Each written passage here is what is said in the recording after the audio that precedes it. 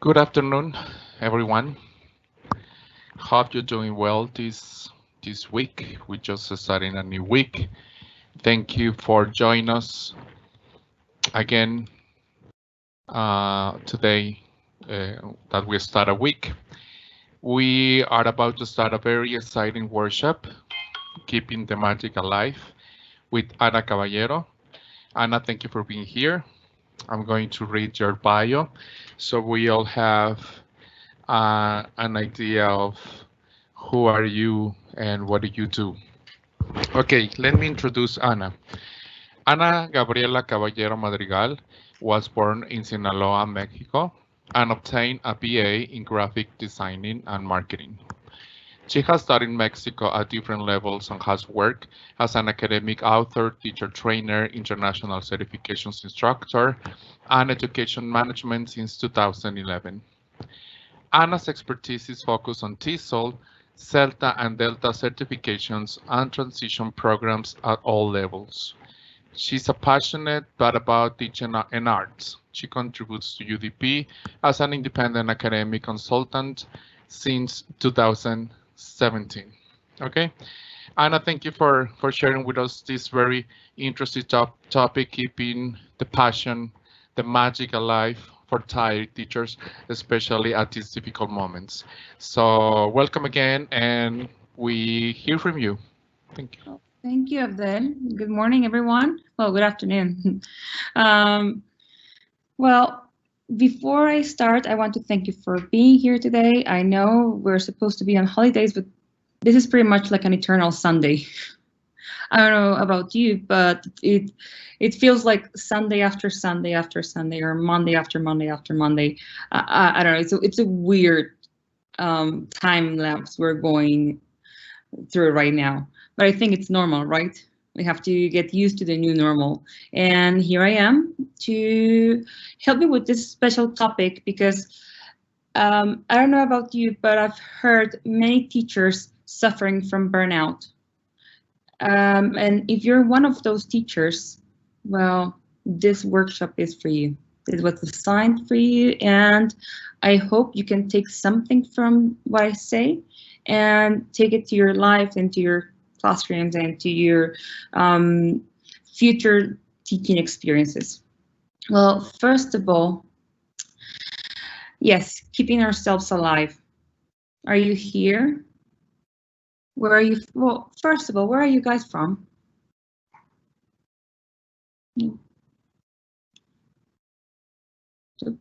Okay, well, are you here? Are you fighting the battle? Are you giving your best? Well, let me tell you something. You're doing everything you need to do. That's it. Just by being here and by trying and by learning new methods. Yeah, good afternoon, saludos from Chile. You're doing all the things you need to do. First things of all, we have to keep ourselves sane. When will this be over? I would like to say 2 weeks, 3 weeks, 2 months, 3 months, a year. But the reality is that even when this is over, it will never be the same. We are new teachers, new human beings. We have developed new strategies. We have developed new teaching skills that we didn't even know they existed. I never saw myself training teachers online, and here I am talking to a computer instead of being in a classroom. And I guess that all of you feel the same way. It is not the same being in contact, listening to your students talk, or having someone raise their hand and say, hey, it's your turn, you're next. But it's the way it is. And the beauty of this is that it will take the best from us. I can assure you that. Now, I will kindly ask you to close your eyes and think about your first day of school as a teacher. How did you feel? I'm going to give you around 30 seconds to go back to that moment and think how you felt, and write on the chat whatever you felt. Did you feel nervous? Did you feel excited? Did you feel you wanted to throw up? Because I wanted to throw up. I was so nervous, but this is about you right now. 1 minute and type your comments, please.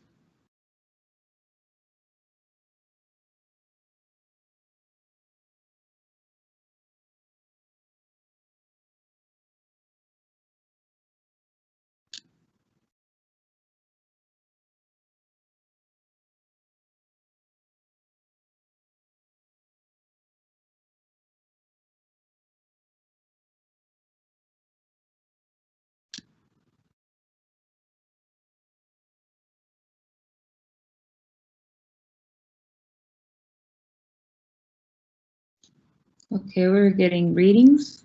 Thank you. Many people from different places. Thank you for being here. Okay, from Spain. Excited. You felt nervous because of your lack of experience. Okay. Terry felt excited. Cynthia felt excited as well. Josa, excited and scared at the same time. Yeah, well, it was kind of funny. Yes, it's like you feel nervous, you want to do it, but you feel lost. Yes, I can totally relate to that. I felt terrified because I thought I was never going to control the students. Yep. Okay. They're anxious for not knowing what to happen in the future. Okay, wait. Can you see my presentation or not, Abdel? Not yet, Anna. Maybe you have to share with us. Meantime, the people is writing on the chat. Oh, okay. Now it's ready. Is it there? Okay. Yes. Thank you. So yes, I think that most of all felt scared. We felt nervous. Dear. Well, imagine this. You're in a classroom with some books in your hands, a brand new marker or chalk. I mean, some of us started with, chalkboards. And there you are in front of a classroom with 30 or 35 students, sometimes 50 students, looking at you, trusting in your knowledge, seeing you with respect and fear. Well, yes, sometimes students look like this at school. In the very first day of school, they look like this. They have no friends. They're new to the school, and everything is a new adventure. And sometimes I look at you with fear.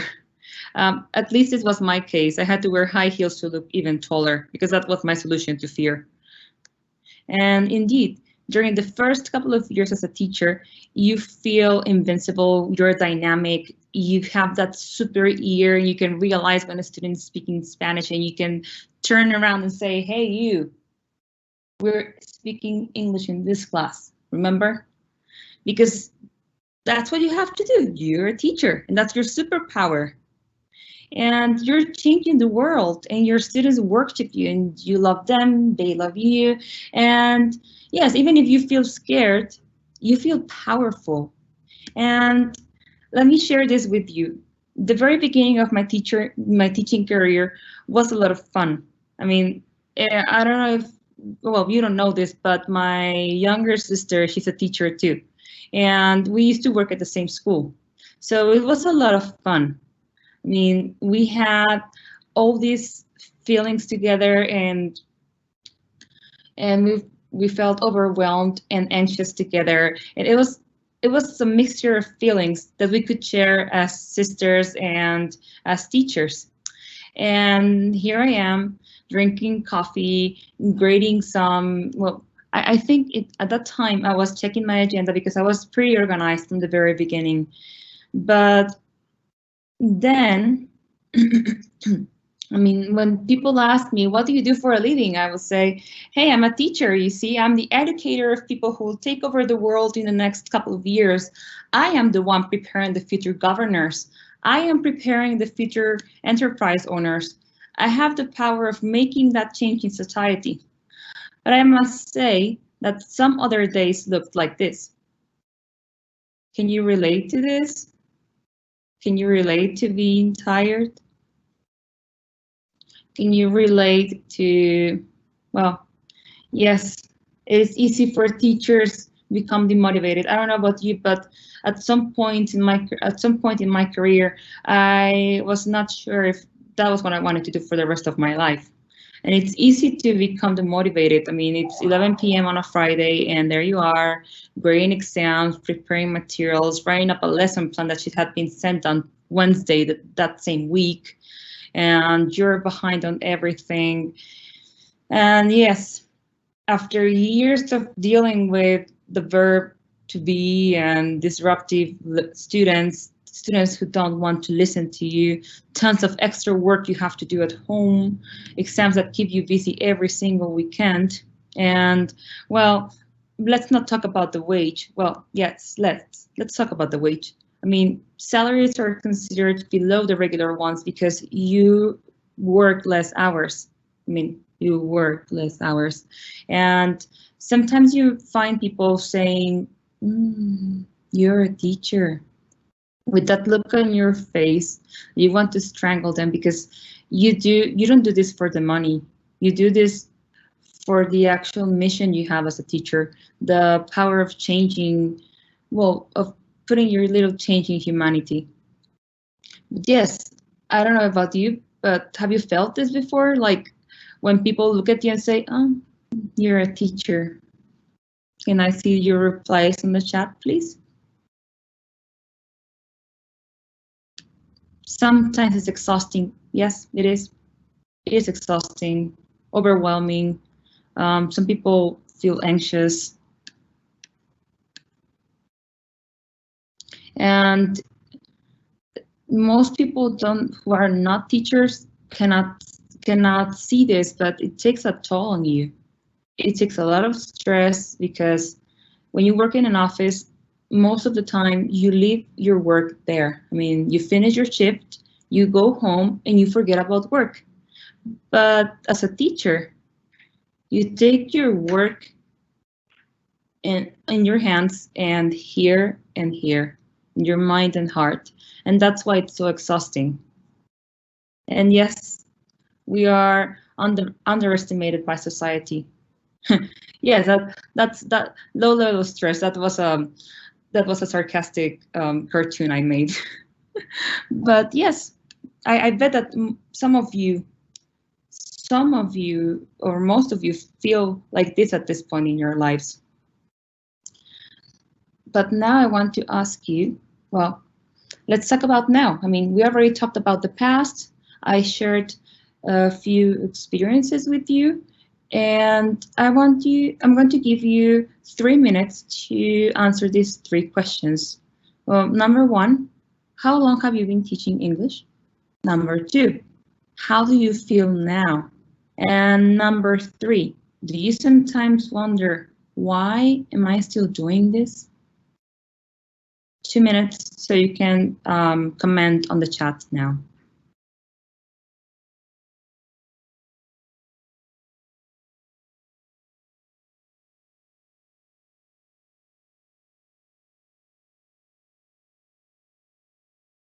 You should, man, you're happy.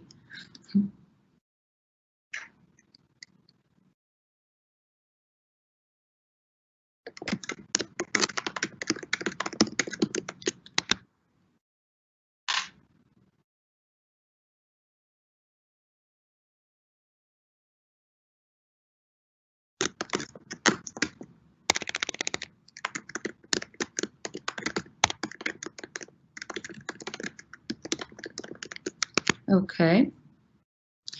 Okay, so you've been teaching for 16 years, 17 years, 7 years, more than 30 years. 1 more minute so I can have more people reply my questions. I've been teaching for almost 20 years. I feel kind of anxious about what will happen in the next few months. Sandra, I think we all feel the same. I have been teaching for 19 years, 12 years. You feel disappointed. Wow, splendid. Okay, so we have well, 17 years, 11 years. You love it. Okay, good. 21 years, but happy. Rarely. Da, da, da. Okay, you're nervous to be an online teacher. Yes, me too. 20 years. So most of you, yes, so most of you fit in the profile of this talk.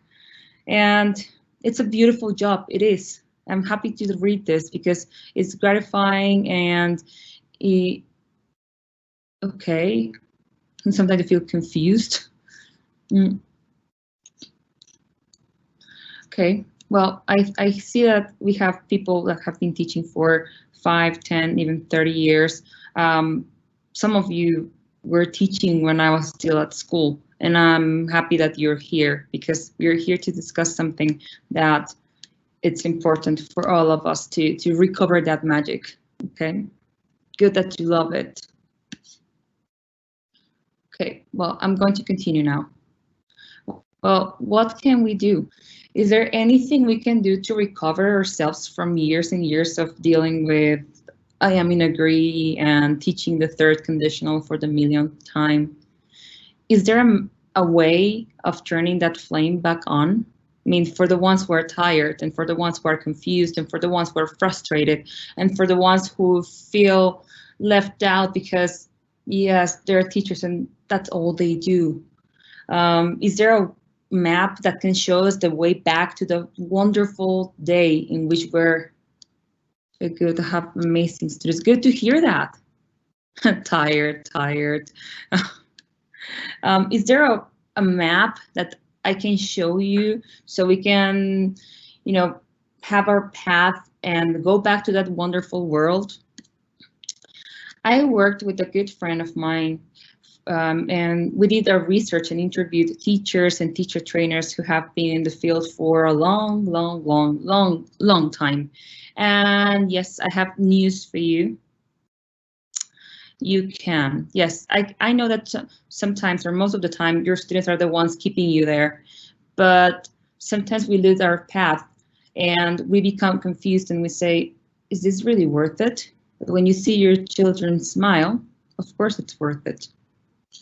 As I said, there's a way back, but there is not something that will fall from the sky or will be written in the back of a milk box. There is no magic wand because we're not Harry Potter. And the only ones who are held responsible for this are ourselves. After doing some research, I decided to bring just a couple of tips for you. Would you like to hear them? Would you like to hear those tips I've got for you? Ding. Okay. I guess you do. I mean, it's easier when you have people in front of you, but I guess that the actual answer to this question is yes, you want to hear what I have for you.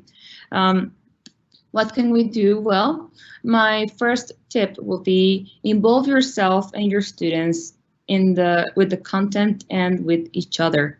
Human beings are social creatures. We're social by nature.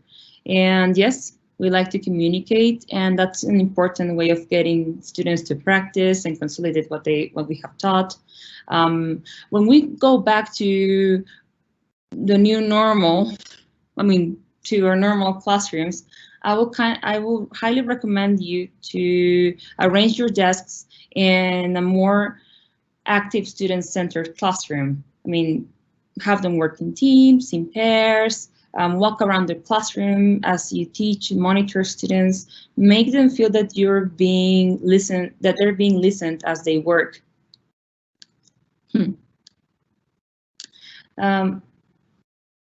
Knowing that you'll be next to them, it kind of like encourages them to participate, and this will help you identify their needs. I mean, now I have this picture of people having Zoom lessons, which is what we have to do now. I mean, Zoom, Teams, however you want to call it. But the point here is that you can still listen to your students and tackle to their needs. Try to find their weaknesses and their strengths and weaknesses and make them build on their strengths to feel more confident when working on their weaknesses. We can have an active classroom even if we are not in an actual classroom. I've seen friends and teachers doing wonderful online sessions in Zoom, Well, in the beginning, it was a pretty shocking experience for all of us. But at the end of the day, we're maintaining this active classroom for our students and for ourselves. My second piece of advice would be know yourself and know your students. Before I start with this, I want to ask you two questions. How well do you know your students, and how well do your students know you? You will have a minute to write your comments, and I will set the timer right here as if I were in a normal class, okay? Timer, 1 minute. Ta-dam. So 1 minute to answer these two questions. How well do you know your students, and how well do your students know you?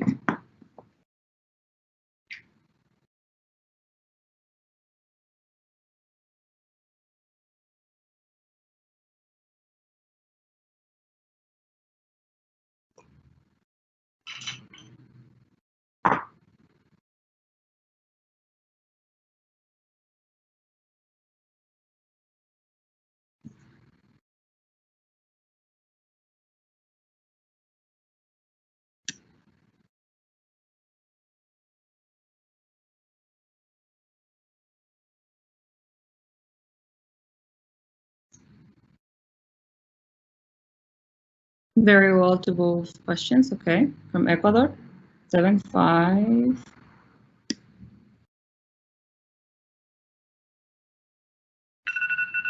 Okay, pretty well. Good to hear that. Don't be afraid to share who you are with your students. It is not like you will tell them every single detail of what happens in your life, but at least let them know if you have something in common with them. That will help you build rapport with your students. Asking students what they're interested is not the same as trying to please them all the time. In the beginning of the school year, I always make a questionnaire in which I ask them their favorite band, their favorite singer, their favorite song, their favorite TV shows, and even their favorite movies and books, so I can use that information later on.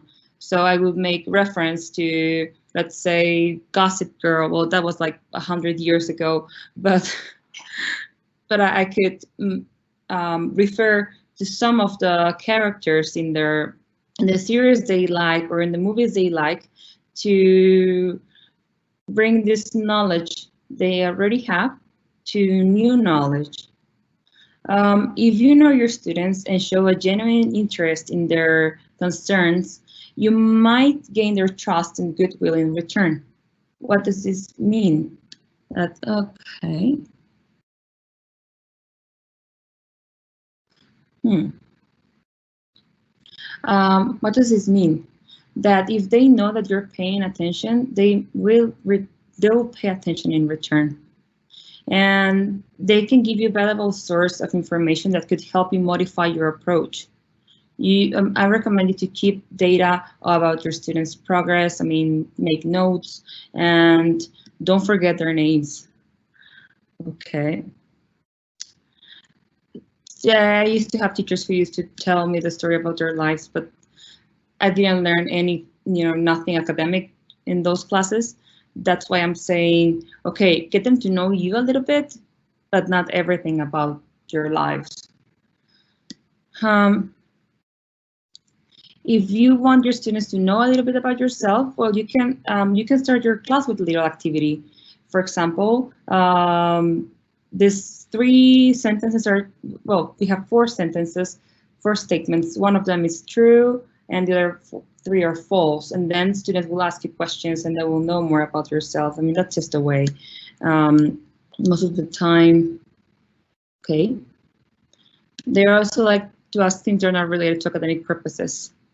Exactly. I mean, it depends on the topic, of course, but sometimes we can use that knowledge and take it back to our classroom and say, okay, well, as Susanita was saying, this week in the news, we saw this. So what do you think may happen? And you can teach them, make predictions.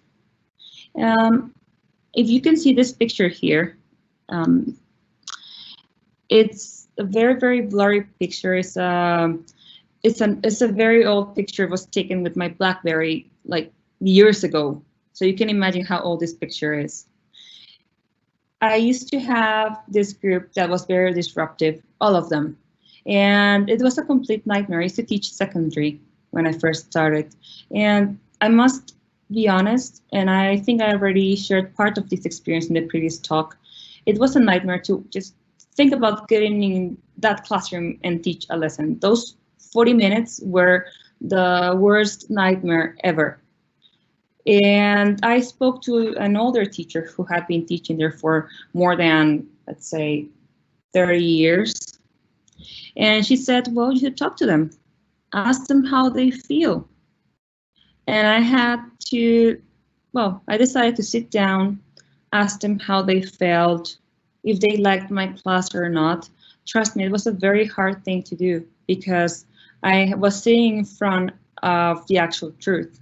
And sometimes we think, or in my case, I used to think my classes were fun and perfect, they were dynamic, my students were having fun, but some reason my students didn't like my class.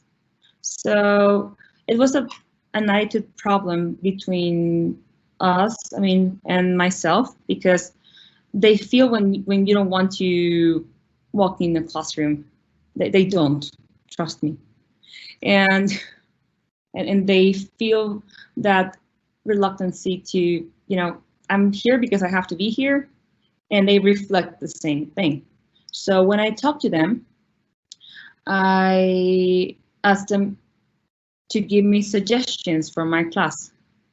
I wrote notes, I made notes on what they said, and I also gave them this, I also gave each one of the students a letter.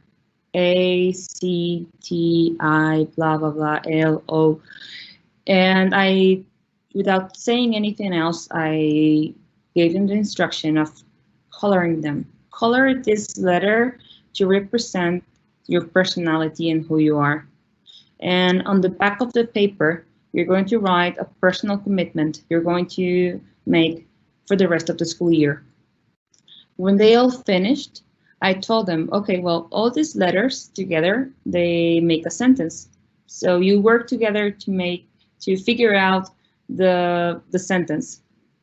And the sentence, as you can read here, is actions speak louder than words. We can say we care about our students. We can say we listen to them. We can say many things. But if we don't demonstrate what we say, students will never feel what we want to say. Do you agree? Does it make sense?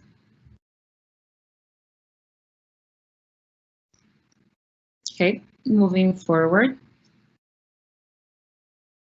Go back to school. Okay, well, before I, oh, thank you, that's a good idea. Very interested. You like the topic, good, thank you. Well, go back to school. I am not talking about go back to your 4 years bachelor's degree on ELT or special education, psychology. No, I'm talking about short courses, something you can deal while teaching, because I know that apart from school, you have a life. You have a family, some of you have, well, most of you have children, some of you are studying your bachelor's degree or are already doing something to educate yourselves. And here in the cartoon, I drew a friend of mine who's been teaching for more than 20 years. She has taught in Russia. She has taught in many countries, and she's still taking short courses for professional development. And her husband once asked her, honey, why have you've been teaching for 20 years? Why are you still studying? I mean, something we know is that we don't know everything, and we can always continue studying, and that will reflect on our teaching practice, because the more we learn, the more able, the more skilled we'll be to teach. It is not going to be easy because of time constraints, but learning new strategies, attending to webinars just like this one, will help you with professional development. As teachers, we know this. We love learning, and we never stop learning. Now, let's make a plan for this. What is the next thing you're going to learn? I'm going to tell you about a teacher. I was a teacher trainer for a course in Guadalajara. I think this was like 2 years ago. And we had this group of 150 teachers from the Ministry of Education. And one of the teachers came to me and said, you know what? I don't like teaching. I'm only doing this because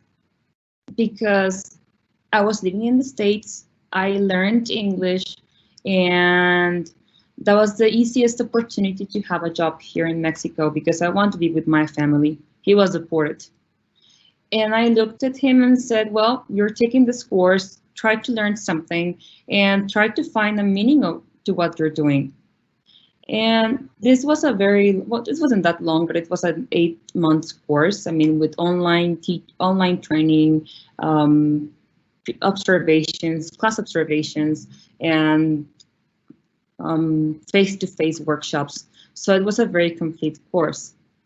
And at the end of the course, I mean, I started checking his work, and his work started improving. I mean, we're talking about a teacher who didn't even know how to explain is, are, am, or even don't even go to conditionals or past participle. And that teacher realized how important was that he knew all of these things before teaching. At the end of the, long story short, this teacher had a merit in the course because he realized how important his job was, and he started becoming a better teacher every single day. So maybe going back to school will make you remember that there are new strategies you can adapt to your classrooms and to your environments. I mean, and now with this contingency, there are many courses offered by various universities that are online and they're for free. So if you can, try to organize your time to do this. Another tip I would like to share is set the goals for reaching standards. Yes, we have to complete the program, but what else? The first question, I will give you a minute to answer. What else do you, what are your goals in your class? What are your students' goals in your class? Can you type them on the chat, please?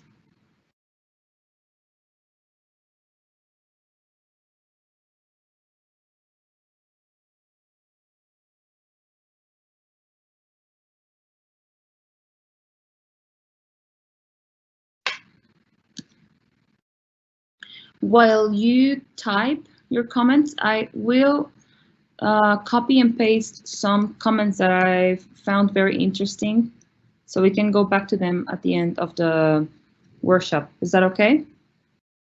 In the meantime, you tell me, what are your plans and your goals for yourselves and for your students?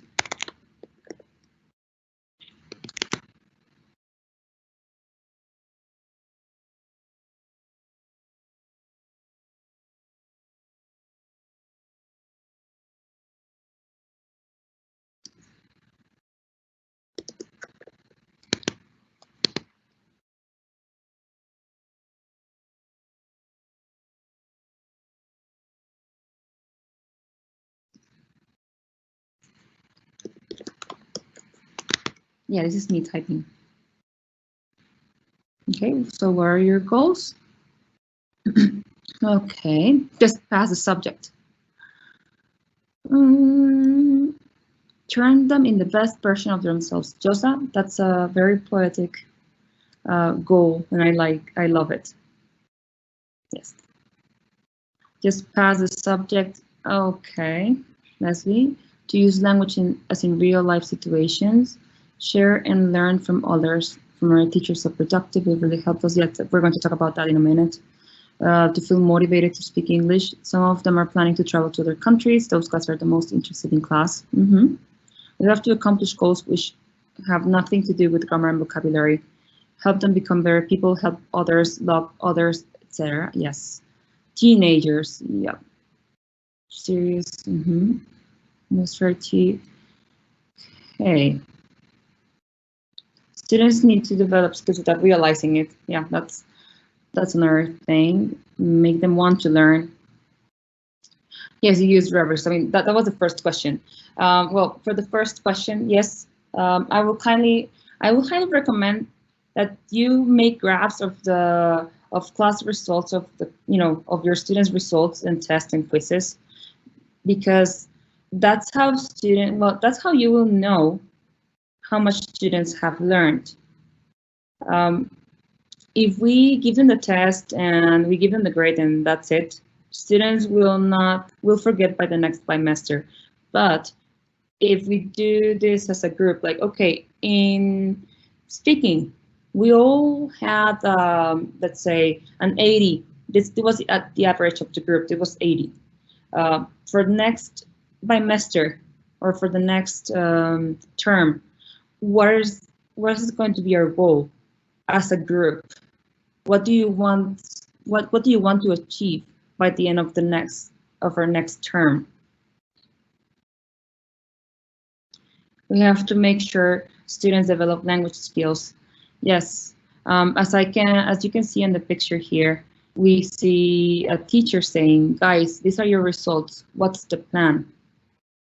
If we do our graphics, our graphs, and we present the results to our directors, why not doing this for our students?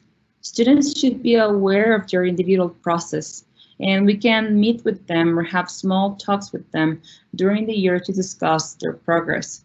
We can use frequent checks for their understanding, and something that is key or something that is very important to have a great performance is having clear goals to concentrate. I mean, if we say, yes, by the end of the school year, we're going to be able to communicate in various real contexts.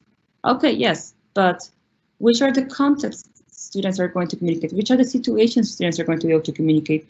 What are the actual things the students are going to be able to do with the language? Are they going to be able to read an entire book? Are they going to be able to have a book club?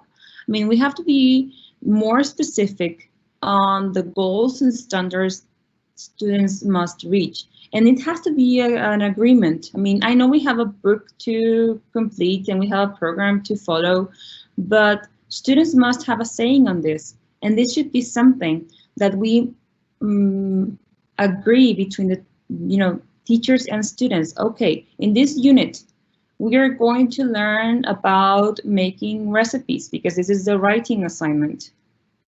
What do you want to do, students? What do you want to accomplish? Okay, yes, I want to learn how to write a recipe, but I also want to learn how to cook it. Okay, so we're working as a team. Or I want to learn how to follow instructions to bake my own brownies. Having students solve problems help them integrate and apply new knowledge in new situations. And as I said before, they become engaged. It is not the same that you, the teacher, are just there with your book and saying, okay, unit 1, unit 2, unit 1 and 2 in this first term. In the second term, we're going to use units 3, 4, and 5. This is very mechanical and it doesn't engage students at all. I would like that they realize the importance to learn English. I think that there are various ways we can do this, and we can tell them stories about people who have succeeded thanks to English, and we can tell them the places where they can travel, the opportunities they can have in the future. And I know that it can be very blah blah blah by the teacher, but you can even invite people to come over to school. I used to invite, I had a very demotivated group, and what I did was I brought an architect with me, and she told them about how English had helped her with her career, because she started having contracts with larger companies, and at the end it was, there were many architects with her characteristics, but she was the only one who spoke English, so she got the job. And now about the rubrics. Well, about the rubrics, well, I'm really happy to see that most of you use rubrics, but we need to find a deeper use to the rubrics. It is not the same just to see, okay, you got 1, 3, 4, and 2. Yes, but what does this mean? What are the, I mean, we have to ask our students, what do you think you have to improve in order to make this 2 a 4 or to reach the 5? What do you think you have to do? So we're helping them become more awareness of their own learning process. And again, if we celebrate everything, every single thing they succeed on, this will be important for their motivation. We have to work as a learning community all together, teachers and students. Any questions so far? So far, how to create rubrics? Well, there are websites that help you create rubrics, but there are also, in most of the books nowadays, you can see rubrics for projects and you can have a clear guide to them, or you can ask us to come and teach you how to make rubrics. What about formative assessment? Well, that's a very interesting question. And I think that this is part of what I've been saying. I mean, if students are aware of their strengths and weaknesses and they get to work on their weaknesses, they little by little they will improve in their performance. And as I said before, if we communicate their setbacks and if we encourage them to improve, well, we're practically doing formative assessment. It's day by day. It's not something that you just put on a piece of paper and that's it. No, it's more like it's a part of the learning process. Okay. Any questions before I keep moving forward? Nope. How are we doing? So far, so good? Okay. I will continue. Subscribe, surf. I will recommend you to subscribe to a professional journal, surf the net. We didn't have this in the past.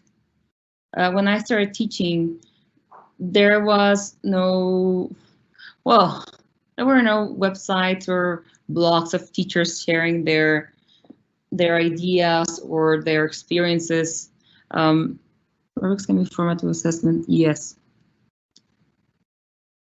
For school.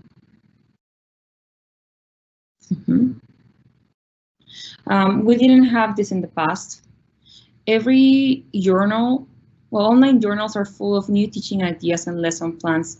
I'm not saying to download the lesson plan and take it directly to your classroom. I'm saying, okay, you can steal some ideas and adapt them to your class.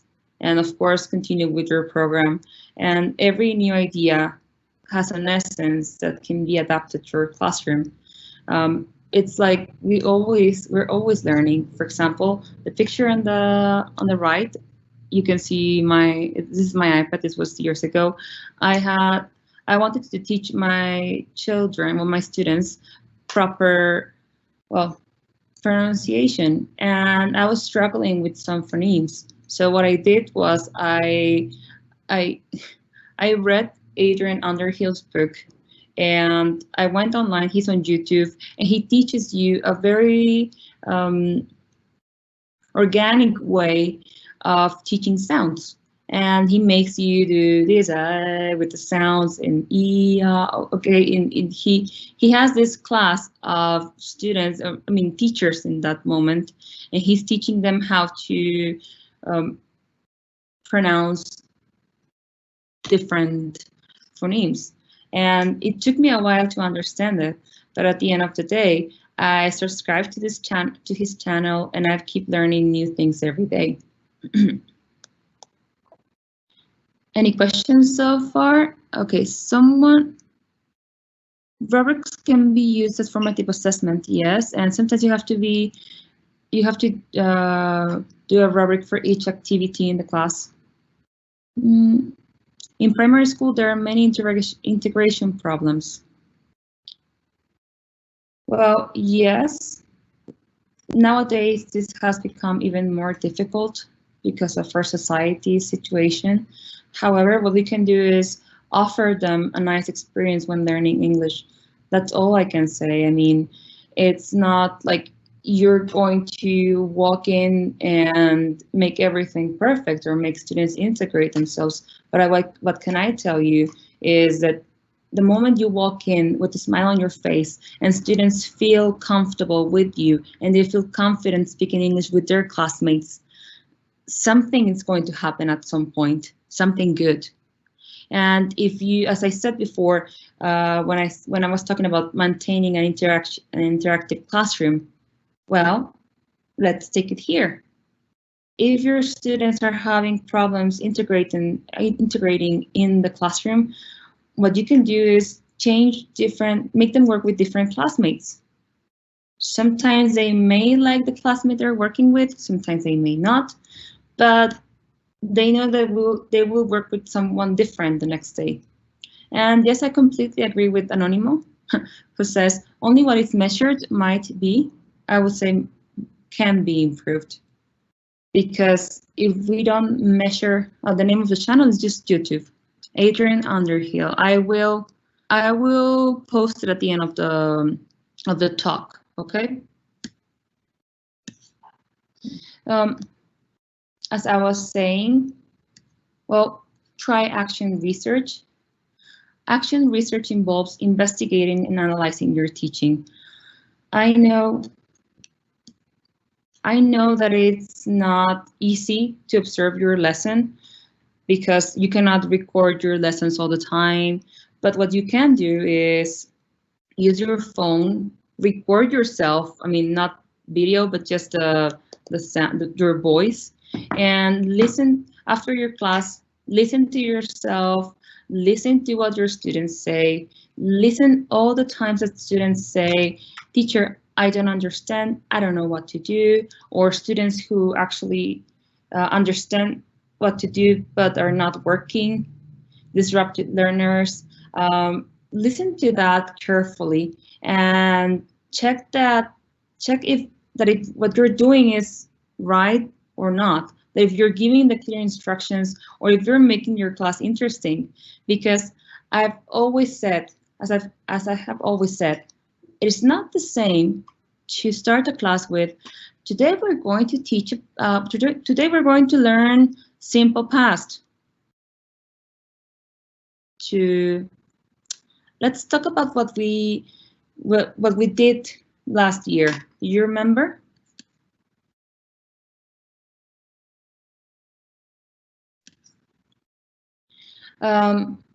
Observe your lesson. Don't be afraid. Don't be afraid of noticing some errors or mistakes you make. We're human beings, and that's normal. I would recommend you to find a problem, just one or two, and focus on that. For example, if my problems is giving instructions, you can say, okay, well, next class in my lesson plan, I'm going to write the actual instructions I'm going to give my students, and I'm going to create my own instructions checking questions. For example, are we going to work in teams? Are we going to talk? Are we going to write? What are we going to do? And then, yes, when you do that, recording your Adam from Guadalajara, I completely agree with you. You're surprised to find out how much you can improve.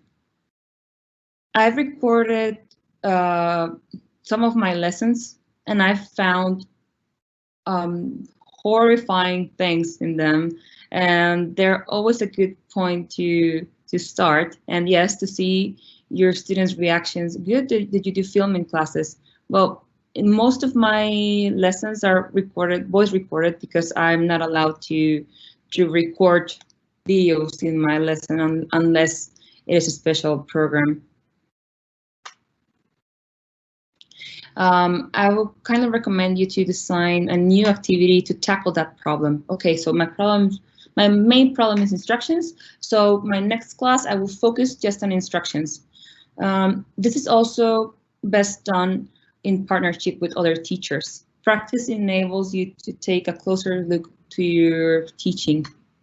When you have done some research, you can use it, be flexible, and think about how your experience as a researcher may benefit other teachers. I mean, if you have done this, you can even start a blog. As teachers and coordinators, we have many things to control in order to achieve our goals. What about your own objectives? Exactly. Okay, I'm going to Moni Romero. Hey, Moni. I think I know you. Yes, we do have many things. Well, some of you are coordinators, some of you are teachers, and I've experienced both. I've been a teacher and a coordinator, and I will definitely say to wait. I will tell you, wait until the one of the last slides, because I'm going to talk about that in a moment. Okay. Yes, observe your own teaching, reflect on your teaching practice. And what I usually do is that, I mean, whenever I teach a class, I sit down. I may cry. Well, I don't cry because I'm from Sinaloa, okay?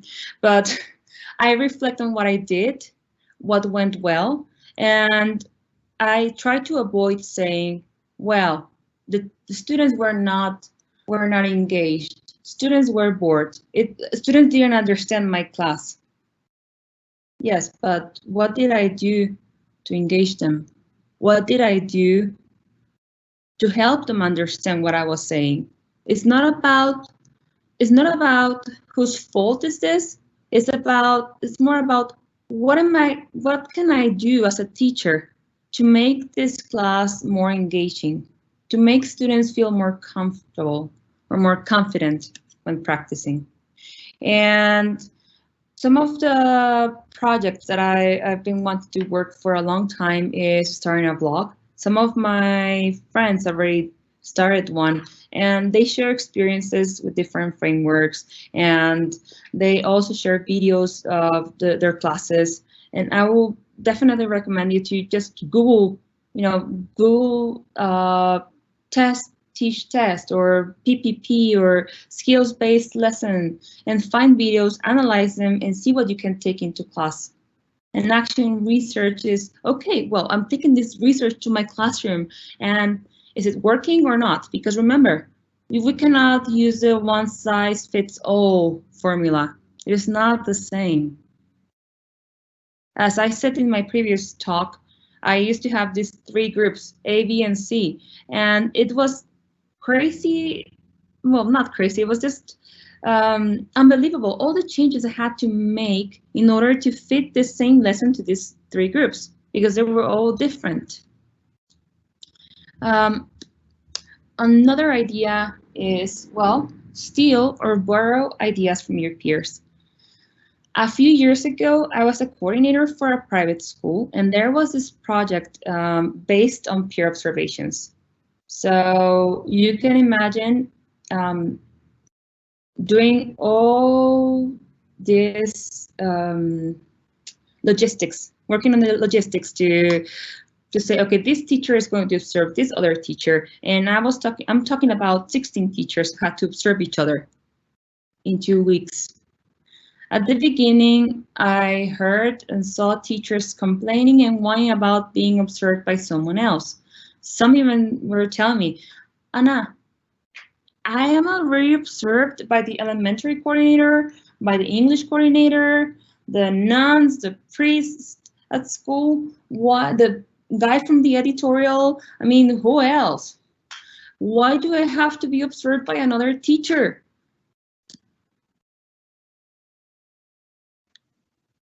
Peer observation is a powerful learning experience for teachers. All you need is a willing colleague. Sometimes, I mean, there are programs in which we ask teachers to observe each other. But right now, I'm talking to teachers from all over the world who are willing to go back and fall in love with teaching or take the routine. I mean, stop being bored when you teach. And something that could help you is, well, stealing ideas from your colleagues. You may find something you like, you may find something you don't like, but instead of giving negative comments, I will always say, give recommendations, give suggestions. It's not like, oh, you presented this and you didn't do that. It's more like, what can I do to help you? Because we're colleagues and we're in the same boat together. Um, as I said, all you need is a willing colleague, someone who wants to do it, agreement to meet before and after the observation and reflection, because this is very important. I mean, when someone comes and observes your lesson, you should be getting feedback from this. Even if it's a short oral feedback and then a written feedback or just oral feedback. I mean, it depends on the purpose of the observation, and you have to give yourself time to do this. All teachers have their own magic tricks, and most of them are willing to share. Sorry, as I said, I was a little bit sick. Don't worry, it's not coronavirus, but we're still here. Okay. Teaching lunches with colleagues. It is fun. I mean, I don't know about you, but most of my friends are English teachers. Do you agree? Why are teachers so afraid of being observed? This is a very good question, and I'm just reading this because all teachers, including myself, we are afraid of being observed. Trust me, I'm being observed by my boss right now, and it's not that I'm afraid, I'm nervous, so I can relate to that. And I'm being observed by my peers, and they will give me feedback later on. And yes, it makes me nervous, and yes, I will take whatever comments they have to give me so I can improve for my next talk. So I think it's just a matter of getting used to being observed and think about a tool to improve our teaching. And yes, some of us have colleagues who are very good, they're willing to help.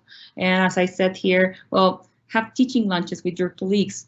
I mean, lunches that can be productive, lunches in which you can, yes, you can bend, but you can also learn from each other. Like saying, okay, I don't know what to do about this little guy here who's been screaming every single time when I start my lesson. What can I do? Oh, he was my student last year, and what I used to do is this. How can we work in a group if there are students with different levels? Okay, I will leave this question to the end. I'm going to copy and paste it on my Word document.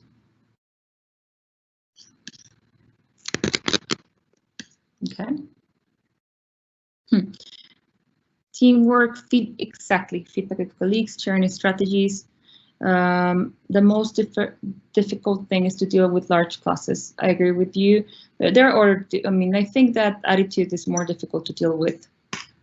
But so far, so good. We all okay? Humor can be a great future. Yeah, it's a very good tool.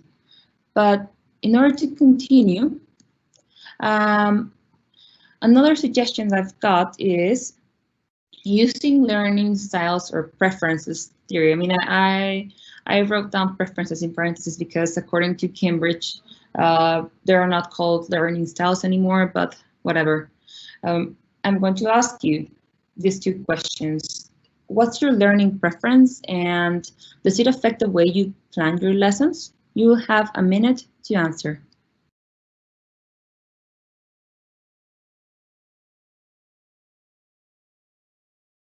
In the meantime, I will keep reading your comments, okay?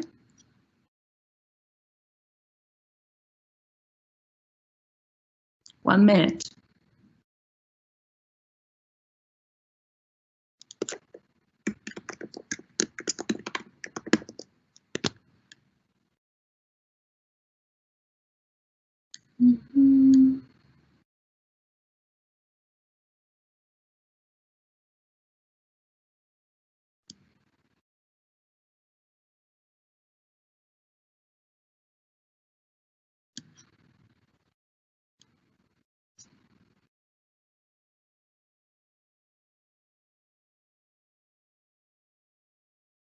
Come on, boss.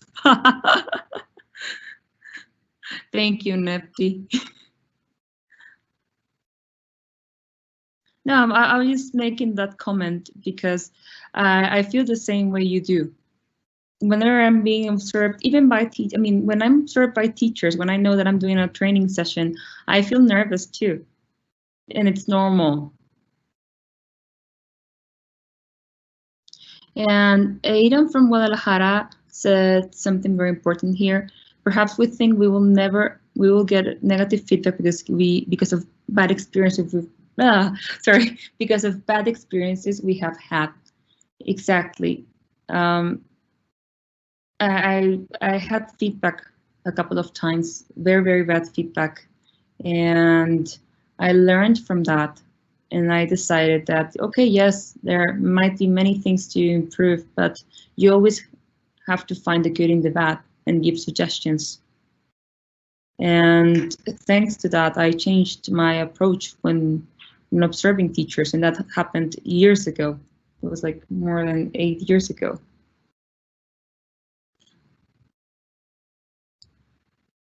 Can you tell me if these learning styles are updates with what? Digital resources? I don't quite understand the question, but I think that we can have students answer questionnaires to know the way they like to learn.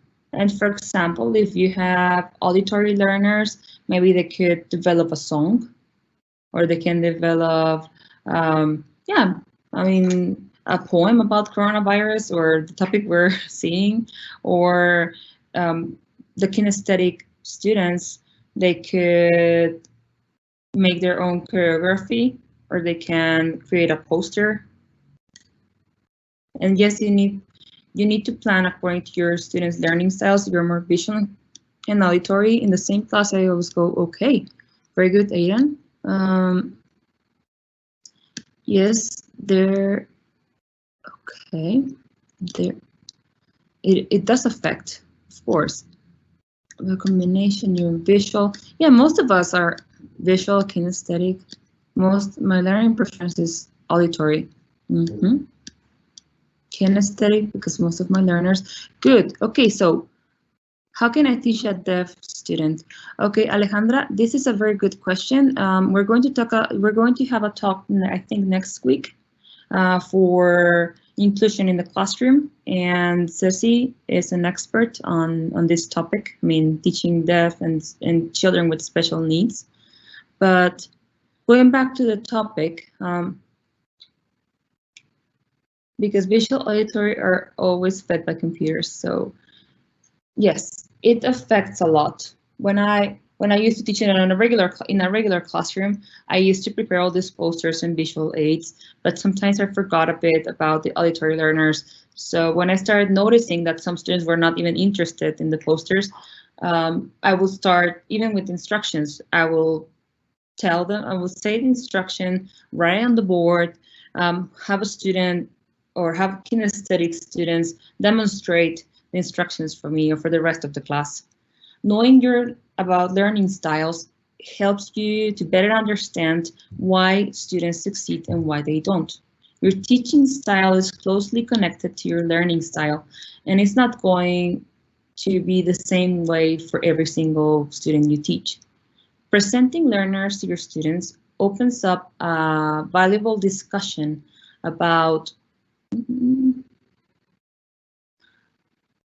the processes of learning.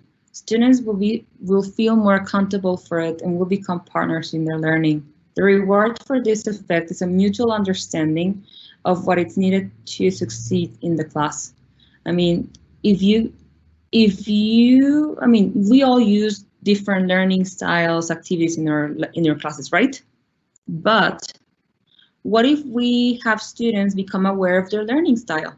Not just by saying, okay, well, Fulanito is Mario is auditory, and Brandon is visual, Ceci is kinesthetic.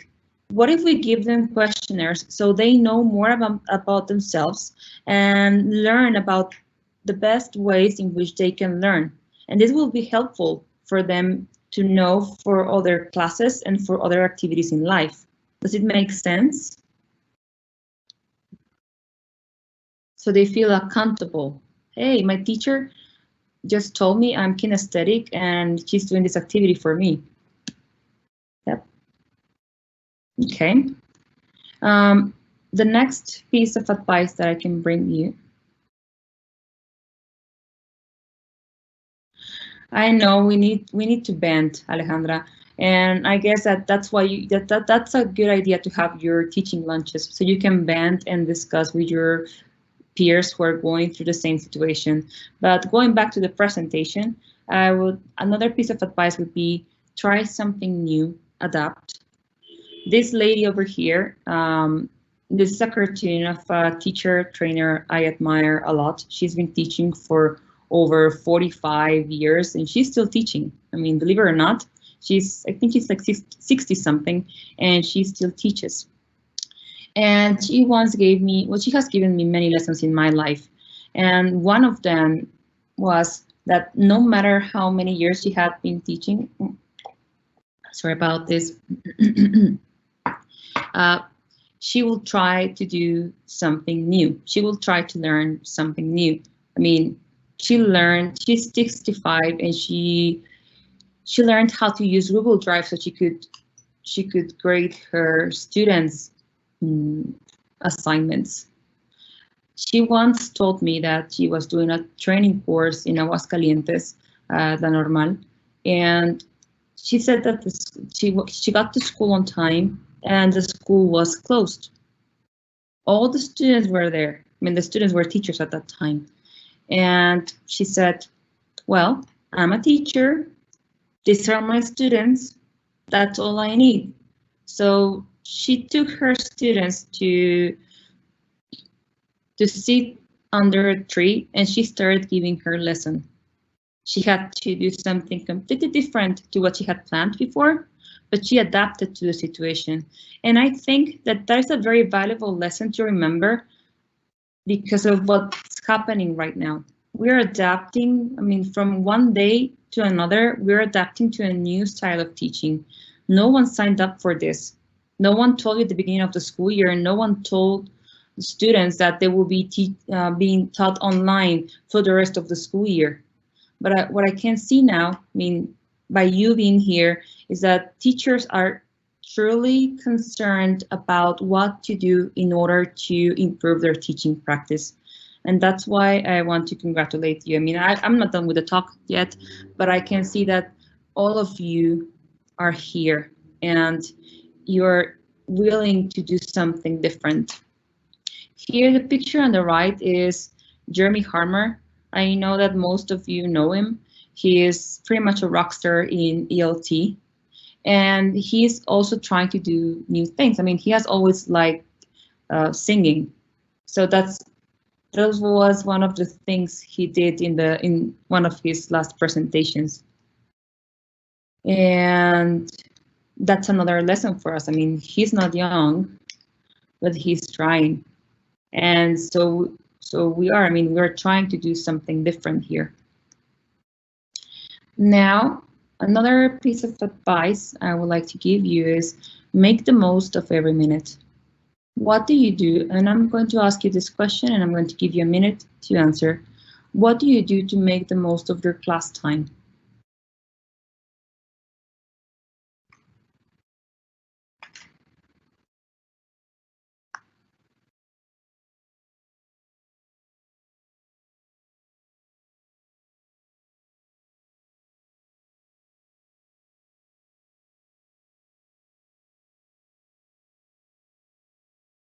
Okay.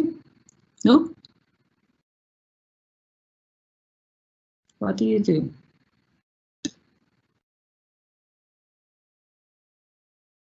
No, Jeremy Harmer, yes, he's great. Well, where are your comments? We have to update ourselves. The singer's name, he's not a singer, he's a teacher trainer, and his name is Jeremy Harmer, Jeremy, and he's a book author. He has created many series, and Now he's trying to do things differently. So he takes his guitar and sings. You try to, okay, good, thank you. I can read your comments now. Interact with my students in several active strategies. I try to make them listen, write, work in groups individually. Very good. You try to follow your plan. Very good. Have the classes planned as possible. Yes, we plan lessons to ensure bell-to-bell learning for students. Establishing routines will help your learners become more organized and responsible for activities. You have to help them achieve the knowledge and see patterns, get them to develop the ability to connect ideas, apply learning in novel situations is something key to memory. So knowledge stays in their heads. Use a timer, very good. You plan every single minute. You squeeze all your class time, including the jokes, exactly. Essential questions, dynamic activities, you follow the class, use a timer. Yes, I like using timers too. And yeah, monitoring, I mean, as walking in the classroom, that's great. Wrap up short games, exactly. I mean, you plan your lessons. I mean, that's the main thing. If we plan our lesson and we have to be realistic, and I think, I mean, if you were not here, if you were here, you're listening to this part, but we have to be realistic with the time we're assigned to teach. If your schedule says that you have a 50-minute lesson, that's not true. Because those 50 minutes include the moment you walk in, the moment students are taking their materials out, the moment they're trying to make everyone quiet and set the mood for the lesson, and suddenly you're there. And you only have 20, well, from those 50 minutes, you have 40. And then you have to finish before, because you have to perform your wrap up and students have to complete a communicative activity. And so what I would highly recommend you to do is just squeeze the time, squeeze every single moment of your class, but plan effectively, plan wisely. I mean, if you plan to check students' answers or books, they can do this in teams or in pairs, and you just monitor what they're doing. And you can make notes on the most recurrent errors. Yes, routines are very important, and you can. There are tests to have groups work in different learning styles. Games, music, yes, those are good strategies too. But what I want to say is that everything comes from the lesson plan, and every single group is different. And even if you're teaching the same topic to 3 different groups, it's not going to be the same. Students are going to react differently. It's not the same to teach a class at 7 in the morning than a class after recess, and you know what I'm talking about. And it is not the same to teach that last class before students go out, from school. Okay, I'm going to keep moving forward. Connect with other people. Well, how do you connect with your students? What am I going to learn from you today? That was the question I asked myself before I started this topic. What am I? And I've learned very good things today. I've learned that they're very motivated teachers, and I've learned that there are teachers who know what they're doing, teachers who are frustrated and they're willing to learn, and that makes me happy because that's what I do. And I learn from other teachers, and I try to share the experiences with some other teachers and my peers, of course. Well, when I'm talking about connect with other people, I'm talking about engaging students. Hook them up at the start of the lessons. Use a variety of techniques to introduce yourself to your learners so they know a little bit more about you. If we interact with students and we demonstrate real interest in them as individual people, we can build empathy, warmth, and sensitivity to students' social and emotional needs. Ask them what they think. Don't be afraid. Give them effective and meaningful feedback, but also give them opportunities to sorry, as I said, I'm still recovering. Give them opportunities to self and peer assessment. We have to act as committed teachers because that's what we are and that's who we are. We are committed teachers. Part of learning is learning a certain measure of humility, of being humble. We can always learn from our students, and let's do this consciously. As I've always tried to tell my trainees, establish clear rules for behavior so students feel safe to learn and contribute to classroom discussions. And of course, use feedback to encourage meaningfully. I'm almost done. Yes. Stay focused on what matters the most. Someone earlier on, Moni, I think, she asked me, okay, how can we work? It was something related to, coping with the school's program, with the book expectations, with the everyone's expectations. Well, here is the answer, and here's the answer for coordinators and teachers. Stay focused on what matters the most. What is your priority as a teacher? And I ask coordinators, what is your priority as a coordinator? What are your goals? I mean, don't answer those questions on the chat. These questions are for yourself. I mean, there are a number of things you feel you need to do during your time with students, many things. And this is what I've seen in most of the lessons. When I go and observe a lesson, some teachers try to do speaking, writing, listening, reading at the same time, and they try to do all, but at the end of the day, students are so confused and overwhelmed. So you have to ask yourself, okay, this class, what is the focus of this single class? What is my priority as a teacher, and what are the students' goals to this where are the students' goals towards this topic? Where are they going to get? Take notes about the course and students' evaluations right after the course to generate ideas of what was relevant, and that ideas that will be relevant for the next course. Know your students, know their strengths, their weaknesses, help them. Sometimes when you have taught the same lesson for a few times, you forget what it's important and you do it pretty much automatically. When this happens, you should go back to your aims and decide what is the best way to achieve in a different class. Does it make sense? Well, we have only 10 minutes. Do you have any questions so far?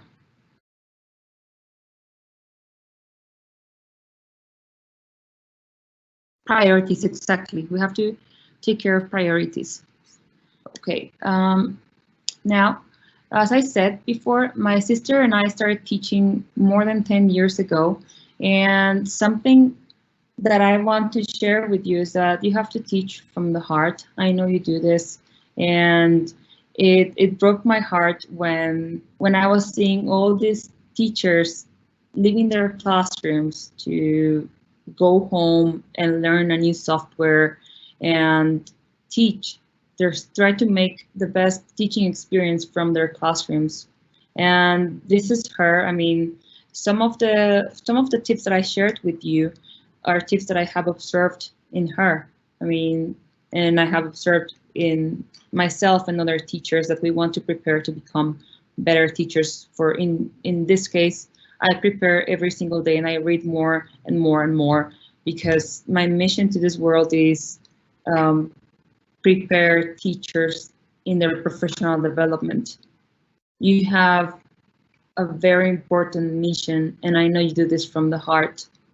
And well, another thing I wanted to learn to share with you is, well, as a summary, teach, encourage, praise, guide. Right now, we are guiding, and we are inspiring students, and we're inspiring other teachers, because as I said before, no one signed up for this. No one did. But here we are in the front line of the battle. And well, Another one. Good teachers teach, great teachers inspire. I think that in 20 years from now, people will ask us, what were you doing that time when that crazy virus started having this crisis in the world? What were you doing?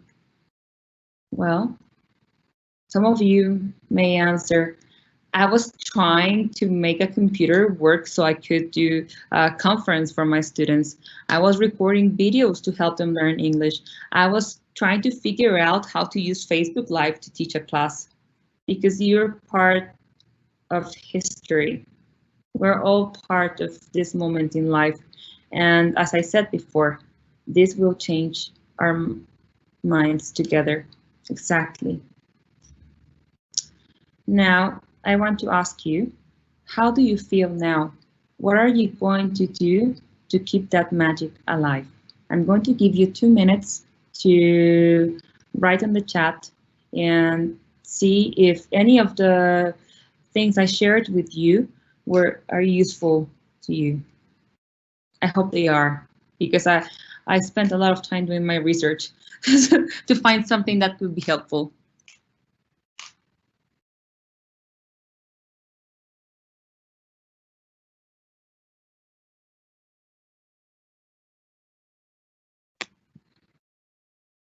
My name is Ana Caballero, Ana Gabriela Caballero. Yes, Abdel already gave you a survey. I mean, he posted it. He posted the link on the chat, and you're going to complete a survey so you can give me feedback on my performance. Okay. Never forget to listen to your inner voice and trust your students all the time. Teach for what we do. Enseñar. You love English. Very good. Yeah. Here is a link again. Thank you, Abdel. Be interactive. Very good.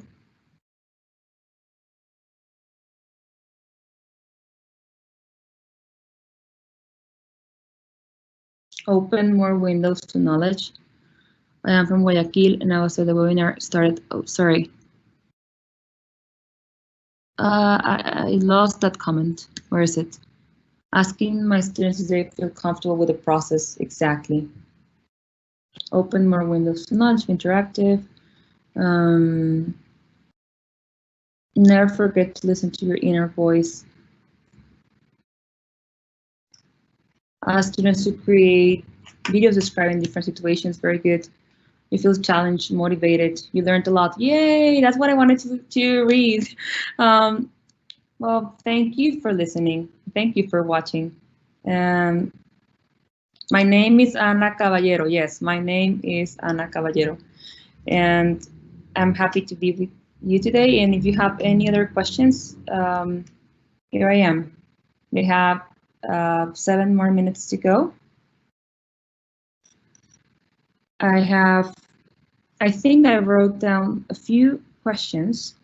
Someone says, Nuria, I have no many students in every classroom. There are around 20 in each classroom. Some of them have difficulties about learning, like autism, okay, TDAH.